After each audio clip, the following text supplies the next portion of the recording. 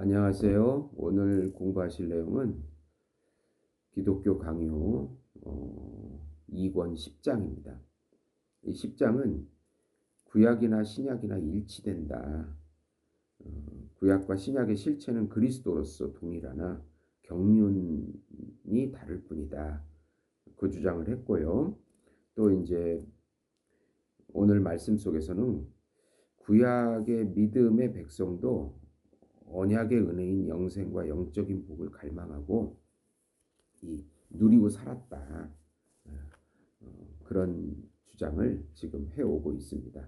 16절 보시면은 경건한 자들의 번성과 고난이 지닌 현세 너머의 의미. 구약의 다윗은 시편의 여러 본문에서 그 신자들의 번성을 노래하고 있는데, 이 번성은 육적인 번성이라기보다는 하늘 영광의 현시에 돌려지지 않는다면 이해가 불가능하다라고 말합니다. 시편 97편 10절에 여호와가 성도의 영혼을 보존하사 악인의 손에서 건지시느니라. 시편 97편 11절에 의인을 위하여 빛을 뿌리고 마음이 정직한 자를 위하여 기쁨을 뿌리시는도다. 시편 112편 9절은 의인의 의가 영구히 있고 그의 뿔이 영광 중에 들리리로다. 시편 112편 10절에 악인의 욕망은 사라지리로다. 시편 140편 13절에 진실로 의인들이 주의 이름에 감사하며 정직한 자들이 주의 앞에 살리이다. 이런 모든 구절들이 사실은 바로 그 하늘 영광의 현실을 바라보는 것이다. 이렇게 말씀하고 있습니다. 불경건한 자들은 극히 번성하고 번창한 반면 경건한 자들의 무리는 불명예, 빈곤, 또 모욕, 그리고 모든 종류의 십자가에 억눌리게 됩니다. 다윗은 이렇게 말합니다. 시편 73편 2절에 4절 보시면 나는 거의 넘어질 뻔하였고 나의 걸음이 미끄러질 뻔하였으니 이는 내가 악인의 형통함을 보고 오만한 자를 질투하였습니다. 이렇게 말한 다음에 이런 결론을 다윗은 내립니다. 시편 73편 16, 17절인데요. 내가 어쩌면 이를 알까 하여 생각한즉 그것이 내 영혼의 심한 고통이 되었더니 하나님의 성소에 들어갈 때야 그들의 종말을 내가 깨달았나이다. 그래서 이 시편 73편은 다윗이 환상 가운데 우리 경건한 자들과 불경건한 자들의 미래를 보게 된 것입니다. 17절 보시면은 마음을 들어 올려 현세 후에 뒤따르는 새로운 삶을 바라봄. 우리는 그 다윗의 그 고백을 통해서 구약의 거룩한 족장들은 하나님이 자기 종들에게 하시는 약속을 이 세상에서 거의 아예 이루어지지 않았다는 사실에 대해서 우리는 배워야 되는데요. 그들은 하나님의 성소를 향하여 자기들의 마음을 들어올려 현세의 삶의 그림자에 묻혀 드러나지 않는 것이 그곳에 숨겨져 있다는 것을 발견했다는 사실입니다. 하나님의 최후의 심판이 그곳에 있었습니다. 그들은 자기 눈으로 그것을 분별할 수는 없었지만 믿음으로 그것을 이해하고 만족한 것입니다. 이러한 확신에 의존해서 그들은 세상에서 무슨 일이 일어나든지 간에 하나님의 약속이 성취될 시간이 도래할 것이라는 것을 소망하면서 또 절대 의심하지 않았다는 것입니다. 구약도 믿음으로 그런 미래의 삶, 새로운 삶을 바라본 것입니다. 시편 17절 15절에 나는 의로운 중에 주의 얼굴을 배우리니 주의 형상으로 만족하리이다. 시편 52편 8절에 나는 하나님의 집에 있는 푸른 감람나무 같으며 시편 92편 12, 14절에 의인은 종려나무같이 번성하며 레바논의 백향목같이 성장하리로다. 이는 여호와의 집에 심겼으며 이는 하나님의 뜻 안에서 번성하리로다. 그는 늙어도 여전히 결실하며 진액이 풍족하고 빛이 청청하니. 예. 그들은 눈을 들어서 시선을 영원성에 맞출 때 현존하는 재난의 일시적인 어려움을 멸시하고 두려움 없이 다음과 같이 말씀을 쏟아낸 것입니다. 시편 55편 22절 23절 보시면 주께서 의인의 죽는 것을 영원히 허락하지 아니하시리로다. 악인들로 파멸의 웅덩이에 빠지게 하시리이다. 예.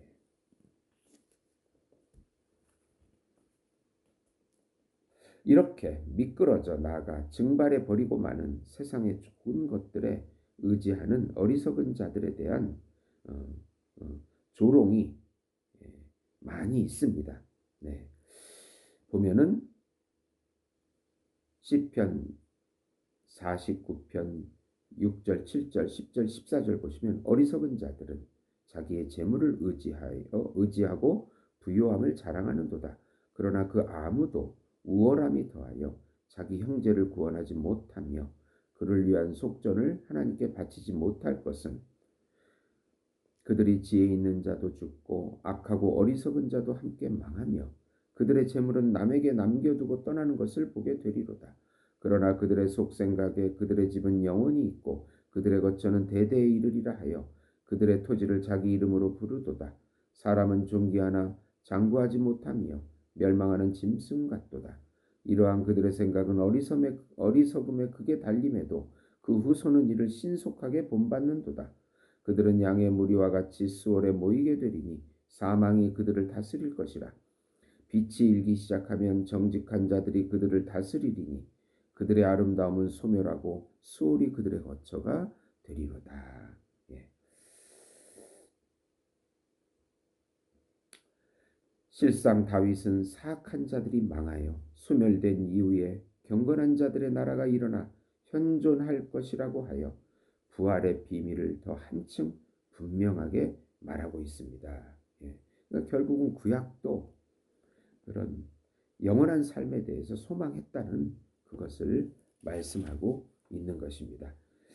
이런 부활의 비밀을 시편 49편 10절과 14절에 보면 그러나 그는 지혜 있는 자도 죽고 어리석고 무지한 자도 함께 망하며 그 14절 보시면요. 그들은 양같이 수월에 두기로 작정되었으니 사망이 그들의 목자일 것이라. 정직한 자들이 마침내 그들을 다스리리니 그들의 아름다움은 소멸하고 수월이 그들의 거처가 되리라. 예. 아까 읽은 내용인데요. 예. 시편 30절 5절 보시면 30편 5절 보시면 그들의 노염은 잠깐이요 그의 은총은 평생이로다. 저녁에는 울음이 깃들지라도 아침에는 기쁨이 오리로다. 네. 이렇게 이런 본문을 보면 현세의 끝에 뒤따르는 새로운 삶에 대한 계시가 아니고 무엇이겠는가라고 칼빈은 말하고 있는 것입니다. 이제 그 다음 18절인데요. 결국 의인들의 마지막 출구는 영원한 생명과 구원이다. 네. 신자들이 비참함에 대한 위로와 고난에 대한 처방으로 삼아온 생각이 여기에서부터 생겨난다. 예. 아까 읽은 시편 30편 5절 그 여호와의 노여움은 잠깐이요 그의 은총은 평생이리로다. 어떻게 그들이 거의 삶 전체를 통하여 겪어온 고난을 일순간에 끝낼 수 있었겠는가? 그들이 하나님의 인자하심을 거의 맛보지 못했다고 한다면 어떻게 항구적으로 그것을 바라볼 수 있었겠는가? 만약 그들이 땅에 붙들려 있었다면 그들은 이와 같은 것을 전혀 발견할 수 없었을 것이다. 그들은 하늘을 쳐다보았기 때문에 성도들이 잠시 십자가를 통하여 여호와로부터 훈련을 받으나 거기에는 영원한 자비가 있음을 미루어 알게 된 것이다. 이사야 54편 7절 8절 54장 7, 8절 보시면 내가 잠시 너를 버렸으나 큰 긍휼로 너를 모을 것이요 내가 넘치는 진노로 내 얼굴을 내게서 잠시 가렸으나 영원한 자비로 너를 긍휼히 여기리라 내 구속자 여호와께서 말씀하셨느니라. 네. 반면에 한날 동안 꿈같이 행복했던 악인들에게는 영원하고 끝이 없는 멸망이 있으리라고 그들은 또 미리 바라본 것입니다. 네.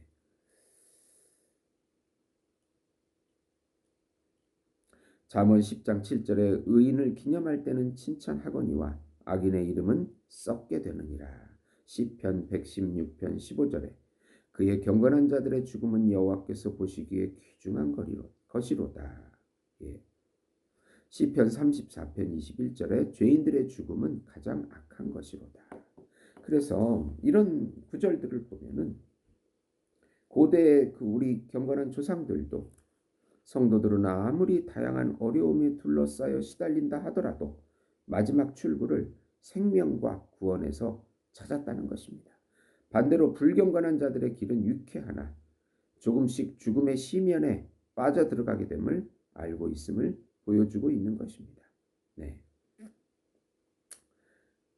그리하여 그들은 불경건한 자들의 죽음을 할례받지 않는 자들의 죽음이라고 그렇게 에스겔 28장 10절에 보시면 내가 이방인의 손에서 죽기를 할례받지 않는 자의 죽음 같이 하리니 내가 말하였습니다. 주 여호와의 말씀이라 하셨다 하라. 네. 결국 그들은 부활의 소망에서 끊어졌다는 것을 말해주고 있는 것입니다. 다윗은 이를 가장 심한 저주로 생각했는데 네, 시편 69편 28절에 그들을 생명책에서 지우사 의인들과 함께 기록되지 말게 하소서 그렇게 말한 것입니다. 19절에 보면 욥이 바라본 죽음 이후의 불면성에 대해서 말하고 있는데요. 욥기 19장 25에서 27절에 이런 말을 합니다. 내가 알기에는 나의 대속자가 살아 계시니 마지막 날에 내가 땅에서 다시 살아날 것이라. 내가 나의 육체 가운데 나의 구세주 하나님을 보리라. 나의 이 소망이 나의 가슴에 남으리라. 네. 이렇게 말하고 있는 것입니다. 우리는 그가 눈을 들어서 미래의 그 불멸성을 바라보고 있다는 점을 인정해야 합니다. 왜냐하면 그는 심지어 자기가 무덤에 누워있는 동안에도 자기의 대속자가 함께 계시게 될 것이라는 것을 바라봤기 때문입니다. 오직 현세의 삶만을 생각하는 자들에게 죽음이란 과연 마지막 절망입니다. 이 당시 그 제세례파가 죽음 이후의 영혼은 수면한다.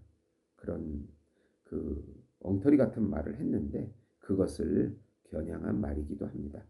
그러나 그것이 욥의 소망을 끊어낼 수는 없었다. 그는 말했다. 그가 나를 죽이실지라도 나는 그에게 여전히 소망을 두노니. 예. 욥기 13장 15절에 그가 나를 죽이시리니 내가 희망이 없노라. 그러나 그의 앞에서 내 행위를 아뢰리라는 말씀입니다. 네.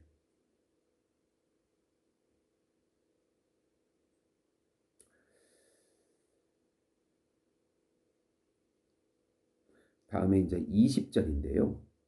선지자들은 현세의 것으로서 미래의 영적 삶을 표상함.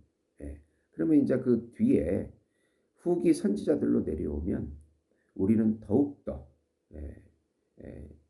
자유롭게 우리의 터를 걷게 되는데 다윗, 욥, 사무엘을 통하여 핵심 사안을 정복하는데 이제 어려움을 겪지 않았던 우리에게 이제 후기 선지자들을 다루는 것은 더욱 쉽다. 그렇게 칼빈은 말하면서 여호와는 자기의 자비의 언약에 따라서 경륜을 베푸시는 바 시간의 흐름에 따라 그 언약이 완전히 제시되는 날이 가까이 다가올수록 날마다 더 분명한 계시를 더하셨다. 처음에는 약한 불꽃과 같이 구원의 첫 번째 약속이 아담에게 주어졌다. 창세기 3장 15절에 그 원시복음을 말합니다. 내가 너로 여자와 원수가 되게 하고 내 후손도 여자의 후손과 원수가 되게 하리니 여자의 후손은 내 머리를 상하게 할 것이요 너는 그 발꿈치를 상하게 할 것이라 하시고, 그리고 이 불꽃이 더욱 크게 타오르게 됨에 따라 빛이 더해져 충만해지고 더 많이 발산되어 그 광선이 더욱 넓게 퍼지게 되는데, 마침내 모든 구름이 사라지자 의의 태양이신 그리스도가 온 땅에 충만히 비치게 되었다. 말라기 4장 2절에 보시면 내 이름을 경외하는 너희에게는 공의로운 해가 떠올라서 치료하는 광선을 비추리니 너희가 나아가 외양간에서 나온 송아지같이 뛰리라. 네. 이렇게 말씀하고 있습니다. 네. 선지자들이 하나님의 선하심을 그의 백성에게 더욱 잘 권하기 위해 일시적인 혜택들은 이른바 그 자취들을 통해 예표하였다. 그러나 그들이 초상을 그린 것은 그 백성의 마음을 땅 위로, 곧 이 세상의 초등학문과 멸망해가는 세대 위로 들어 올리고자 했기 때문이다. 그 그림은 필시 그들을 자극하여 미래의 영적인 삶의 복을 생각하도록 한 것이다. 예. 그렇게 말씀하고 있습니다.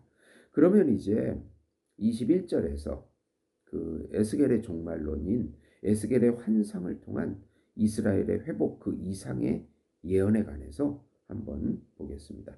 네.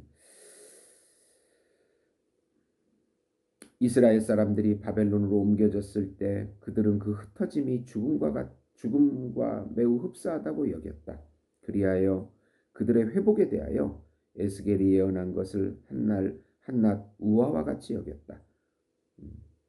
그들에게서 이런 그릇된 견해를 버리게 만드는 것은 어려운 일이다. 왜냐하면 그들은 선지자의 선포를 문자 그대로 그저 썩어가는 시체가 다시 살아나는 것으로 이해했기 때문이다. 여호와는 심지어 이런 역경조차도 자기가 베푸시는 복을 가로막을 수 없음을 증명하시기 위하여 그 선지자에게 사실은 마른 뼈가 가득한 들판의 환상을 보이셨는데, 이를 통하여 오직 자기의 말씀의 능력으로 그 뼈들에게 성령과 생기가 역사하게끔 하신다는 사실을 보여준 것이다. 네, 참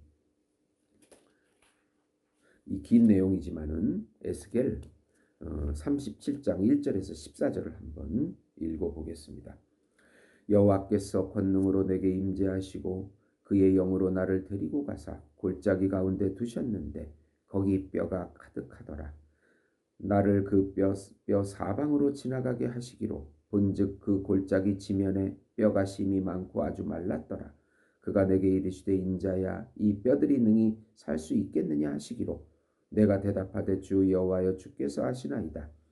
또 내게 이르시되 너는 이 모든 뼈에게 대언하여 이르기를 너희 마른 뼈들아 여호와의 말씀을 들을지어다. 주 여호와께서 그 뼈들에게 이같이 말씀하시기를 내가 생기를 너희에게 들어가게 하리니 너희가 살아나리라. 너희 위에 힘줄이 두고 살이 입히고 가죽으로 덮고 너희 속에 생기를 넣으리니 너희가 살아나리라. 또 내가 여호와인 줄 너희가 알리라 하셨다 하라. 이에 내가 명령을 따라 대언하니 대언할 때에 소리가 나고 움직이며 이 뼈 저 뼈가 들어맞아 뼈들이 서로 연결되더라. 내가 또 보니 그 뼈에 힘줄이 생기고 살이 오르며 그 위에 가죽이 덮이나 그 속에 생기는 없더라. 또 내게 이르되 인자야 너는 생기를 향하여 대언하라. 생기에게 대언하여 이르기를 주 여호와께서 이같이 말씀하시기를 생기야 사방에서부터 와서 이 죽음을 당한 자에게 불어서 살아나게 하라 하셨다 하라. 이에 내가 그 명령대로 대언하더니 생기가 그들에게 들어가매 그들이 곧 살아나서 일어나 서는데 극히 큰 군대더라. 또 내게 이르시되 인자야 이 뼈들은 이스라엘 온 족속이라. 그들이 이르기를 우리의 뼈들이 말랐고 우리의 소망이 없어졌으니 우리는 다 멸절되었다 하느니라. 그러므로 너는 대언하여 그들에게 이르기를 주 여호와께서 이와 같이 말씀하시기를 내 백성들아 내가 너희 무덤을 열고 너희로 거기에서 나오게 하며 이스라엘 땅으로 들어가게 하리라. 내 백성들아 내가 너희 무덤을 열고 너희로 거기서 나오게 한즉 너희는 내가 여호와인 줄 알리라. 내가 또 내 영 너희 속에 두어 너희 속에 두어 너희가 살아나게 하고 또 내가 또 너희를 너희 고국 땅에 두리니 나 여호와가 이 일을 말하고 이른 줄을 너희가 알리라. 여호와의 말씀이니라. 네. 실로 이 환상은 그 당시 불신앙을 바로잡는 역할을 했을 뿐만 아니라 여호와의 능력이 그 백성을 돌이킬 것 이상의 것을 미친다는 사실을 유대인들의 뇌리에 새겨 주었다. 그 능력은 단지 한 번의 명령으로 이 말라 흐트러진 뼈들에 즉시 생명을 부여할 수 있기 때문이다. 네. 이런 에스겔의 종말론이 이사야 26장 19절에서 21절 보시면은 이게 적절하게 또 어울리는데요. 주의 죽은 자들은 살아나고 그들의 시체들은 일어나리이다. 티끌에 누운 자들아 너희는 깨어 노래하라. 주의 이슬은 푸른 초장의 이슬이니 너희는 거인들의 땅을 파멸로 내리리라. 내 백성아 갈지어다 내 장막에 들어가서 내 문을 닫고 분노가 지나기까지 잠깐 숨을지어다. 보라 여호와가 그의 처소에서 나오사 땅의 거민의 죄악을 벌하실 것이라. 땅이 그 위에 잦았던 피를 드러내고 그 살해 당한 자를 다시는 덮지 아니하리라. 상당히 비슷한 구절입니다. 그러면은 또 이사야의 종말론이 이제 22절에 미래의 불면을 예언하는 다른 말씀들 통해서 나타나는데 이사야 66장 22절에서 24절 보시면 내가 지을 새 하늘과 새 땅이 내 앞에 항상 있는 것 같이 너희 자손과 너희 이름이 항상 있으리라. 여호와의 말이니라. 여호와가 말하노라. 매월 초하루와 매 안식일에 모든 혈육이 내 앞에 나와 예배하리라. 그들이 나가서 내게 패역한 자들의 시체들을 볼 것이라. 그 벌레가 죽지 아니하며 그 불이 꺼지지 아니하며 모든 혈육에 가증함이 되리라. 네. 너무나 분명한 말씀입니다. 다니엘에서도 보면은 다니엘 12장 1절에서 2절 그때에 내 민족을 호위하는 큰 군주 미가엘이 일어날 것이요 또 환란이 있으리니 이는 개국 이래로 그때까지 없던 환란일 것이며 그때에 내 백성 중 책에 기록된 모든 자가 구원을 받을 것이라. 땅의 티끌 가운데서 자는 자들 중에서 많은 사람이 깨어나 영생을 받은 자도 있겠고 수치를 당하여서 영원히 부끄러움을 당할 자도 있을 것이며 이렇게 다니엘도 말씀하고 있습니다. 그러면 이제 마지막으로 이 10장에서 이제 전체적으로 말씀하는 것을 요약하고 있는데 23절입니다. 구약 백성에게는 그리스도 안에서 영적이고 영원한 삶을 약속하셨다. 그런 결론에 도달할 수가 있습니다. 우리가 이제 논의할 두 가지가 남아 있는데, 즉 구약의 조상들은 그리스도를 그들 언약의 보증으로 여겼다는 점과 그들이 그 자신에게 미래의 모든 복에 대한 확신을 두었다는 것입니다. 이 두 가지 논쟁은 어떤 것으로도 침범당해서는 안 되고 흔들림 없이 견지해야 될 부분인 것입니다.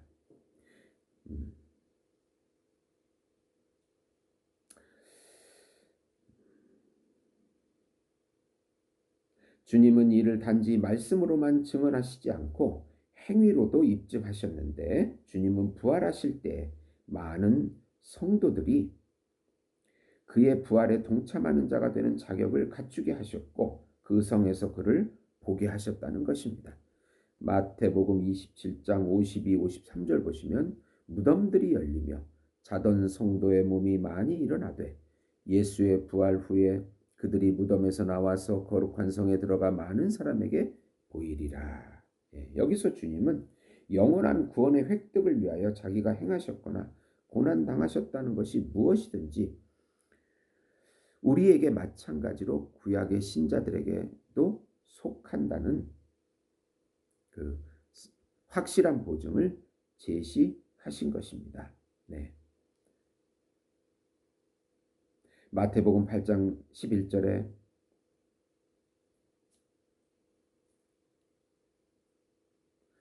너희에게 이르노니 동서로부터 많은 사람이 이르러 아브라함과 이삭과 야곱과 함께 천국에 앉으려니와.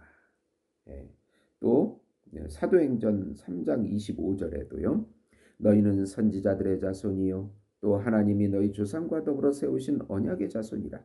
아브라함에게 이르기를 땅 위의 모든 족속이 너의 씨로 말미암아 복을 받으리라 하셨으니. 네. 이렇게 또 베드로도 그들은 동일한 믿음의 영을 부여받아 우리와 다를 바 없이 그 영으로 말미암아 거듭나 생명에 이른다라고 말씀하고 있는데 사도행전 15장 8절 보시면 그 마음을 아시는 하나님이 우리에게와 같이 그들에게도 성령을 주어 증언하시고. 네. 에베소서 1장 14절에 우리 기업의 보증으로서 구약의 신자들 안에도 같은 방식으로 계신다라고 말하고 있는 것입니다. 그러니까 부활을 믿지 않는 영혼의 실체를 믿지 않는 그 사두개인들이 얼마나 무지한가. 오늘날도 유대민족 전체는 기름 부음 받은 자 메시아의 지상 왕국을 기다리고 있지만 그들이 복음을 거부하게 되므로 형벌을 받을 것이라는 오래전의 예언이 성경에 없었더라면 그들의 우둔함은 사두개인들의 어리석음에 못지않게 경악스러웠을 것이다. 하나님은 하늘의 빛을 거절하고 자기 자의로 어둠 속으로 끌어들여 뒤집어 쓰는 자들의 마음을 의로운 심판으로 쳐서 눈멀게 하시기를 기뻐하셨다. 그러므로 그들은 끊임없이 모세에 대해서 읽고 그의 글들을 깊이 묵상하지만 그것을 가로막고 가리는 천 때문에 그의 얼굴로부터 비치는 빛을 식별할 수가 없게 된다. 그러므로 모세의 얼굴은 고개를 돌려 그리스도를 향할 때까지 그들에게 가려진 채로 숨겨져 있을 것이다. 그들은 지금 가능한 한 모세의 얼굴을 그리스도로부터 분리시켜 떼어놓으려고 온갖 열의를 다 쏟고 있는 것이다 라고 말하면서 칼빈은 유대인의 어리석음을 말씀하고 있는 것입니다. 이 10장 전체가 말하는 것은 구약 백성들도 신약 백성들과 함께 동일하게 영생을 소망하면서 하나님의 영을 통하여 밖에서나 안에서나 성령을 통해서 구원을 받은 구약 백성이다 라는 것을 주장하고 있는 것입니다. 들어주셔서 감사합니다.